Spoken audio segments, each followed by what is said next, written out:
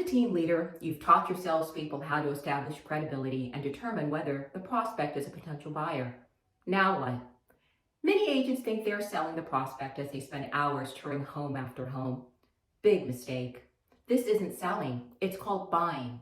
Buying on behalf of the prospect. The salesperson did very little selling. Instead, they served as tour guides, which is not the best investment of their time. Once the salesperson has narrowed the prospect's list of wants and must-haves, further refinement of the search can be done without a physical tour. This is the magic of technology. A digital presentation is much more professional than hauling people around. This won't remove the need to physically show a property. However, initial digital presentations will allow for fine-tuning what the prospect is specifically looking for. This method will reduce the prospect's stress because they can scroll through pictures and descriptions of properties without the hassle of having to physically visit each of them.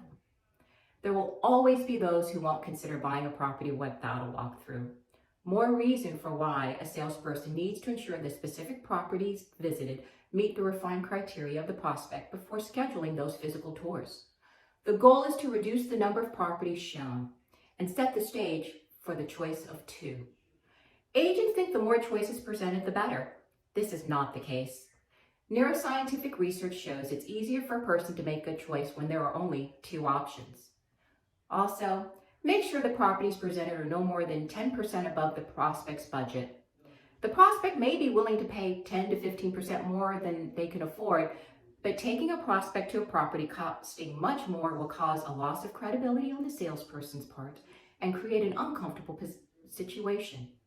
Acknowledge the property is slightly more than the prospect said they were interested in spending, but that this particular property meets the majority of the criteria the prospect is looking for, so they should see it anyway.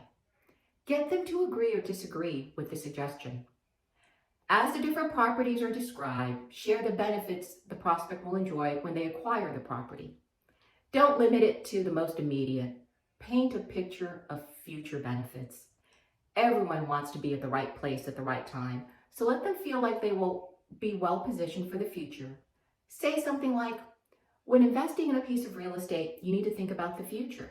You want to make sure your investment is a good investment today and a great investment for tomorrow. The words great investment is good enough. Never present actual estimates. This would also be the perfect time to present a CMA. Be conservative when promoting. If you walk out on a terrace and it has a fabulous view, don't say, this is a fabulous view. It's obvious, and it makes you sound like a typical salesperson. In this instance, and whenever possible, attempt to paint a word picture of how the client might benefit from a certain feature. So say something like, this is where I would sit with a drink each evening to unwind from the day. And here's an interesting fact. People are more motivated by the fear of loss than gaining a benefit when making decisions. Make sure to show the prospect what they'll miss out on if they don't move forward today. Subtly introduce urgency and scarcity. A delayed decision could mean someone else slips in and buys the property out from under them. Coach your salespeople. When showing a property, a prospect may ask questions like, how much did you say this property was? When is this property available? How long has this property been on the market? Have there been offers on this property? Why is the owner selling again? How long has the current owner owned this property? When do I have to make a decision?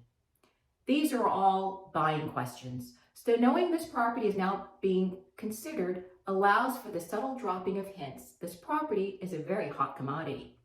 It is expected to sell quickly because the owner is motivated and it's priced just right.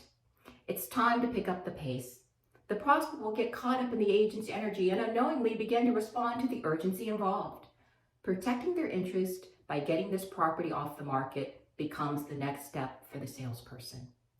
Once the prospect begins asking those buying questions, every word counts, so use them sparingly. The goal is to get this property off the market. So contact me for more information on how to get those properties narrowed down to 2 choices. Until next time.